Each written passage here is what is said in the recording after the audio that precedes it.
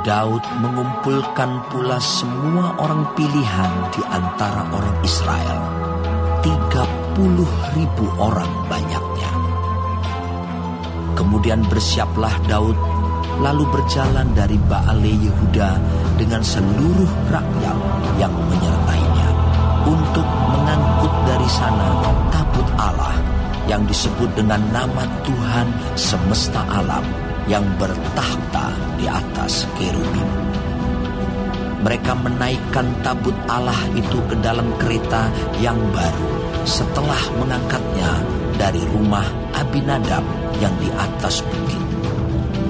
Lalu Uza dan Ahyu, anak-anak Abinadab, mengantarkan kereta itu. Uza berjalan di samping tabut Allah itu, sedang Ahyu berjalan di depan tabut itu.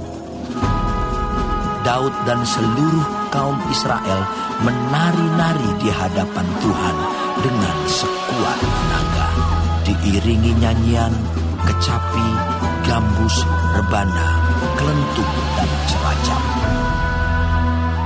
Ketika mereka sampai ke tempat pengirikan Nakhon, maka Uza mengulurkan tangannya kepada tabut Allah itu, lalu memegangnya karena lembu-lembu itu tergelincir.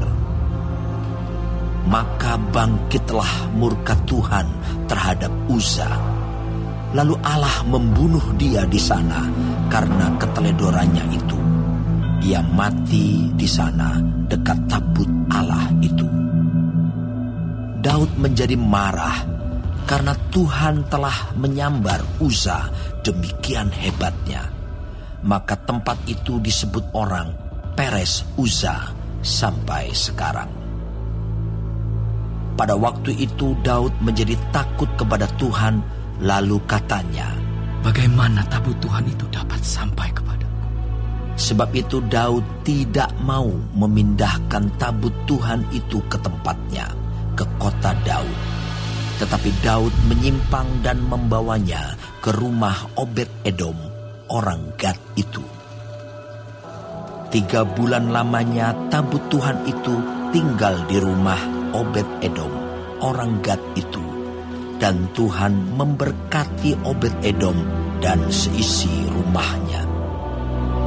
Diberitahukanlah kepada Raja Daud demikian, "Tuhan memberkati seisi rumah Obed-Edom dan segala yang ada padanya oleh karena tabut Allah itu." Lalu Daud pergi mengangkut tabut Allah itu dari rumah Obed-Edom ke kota Daud dengan sukacita. Apabila pengangkat-pengangkat tabut Tuhan itu melangkah maju 6 langkah, maka ia mengorbankan seekor lembu dan seekor anak lembu gemukan. Dan Daud menari-nari di hadapan Tuhan dengan sekuat tenaga. Ia berbaju efod dari kain lenan. Daud dan seluruh orang Israel mengangkut tabut Tuhan itu dengan diiringi sorak dan bunyi sangkakala. Ketika tabut Tuhan itu masuk ke kota Daud, maka Mikhal, anak perempuan Saul, menjenguk dari jendela, lalu melihat Raja Daud meloncat-loncat serta menari-nari di hadapan Tuhan. Sebab itu ia memandang rendah Daud dalam hatinya. Tabut Tuhan itu dibawa masuk, lalu diletakkan di tempatnya, di dalam kemah yang dibentangkan Daud untuk itu. Kemudian Daud mempersembahkan korban bakaran dan korban keselamatan di hadapan Tuhan.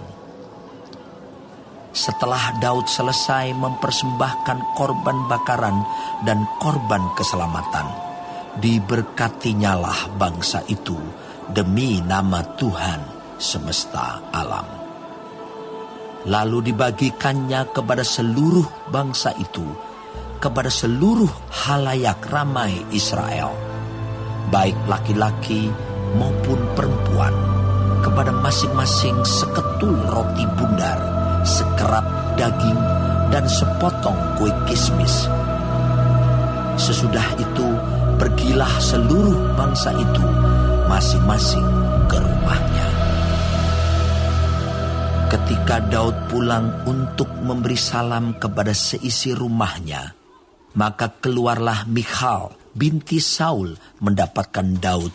Katanya, betapa raja orang Israel yang menelanjangi dirinya pada hari ini di depan mata budak-budak perempuan para hambanya, merasa dirinya terhormat pada hari ini, seperti orang hina, dengan tidak malu-malu menelanjangi dirinya. Tetapi berkatalah Daud kepada Michal, di hadapan Tuhan yang telah memilih aku dengan menyisihkan ayahmu dan segenap keluarganya untuk menunjuk aku menjadi raja atas umat Tuhan, yakni atas Israel. Di hadapan Tuhan aku menari-nari, bahkan aku akan menghinakan diriku lebih daripada itu. Engkau akan memandang aku rendah, tetapi bersama-sama budak-budak perempuan yang kau katakan itu, bersama-sama merekalah aku mau dihormati. Michal binti Saul tidak mendapat anak sampai hari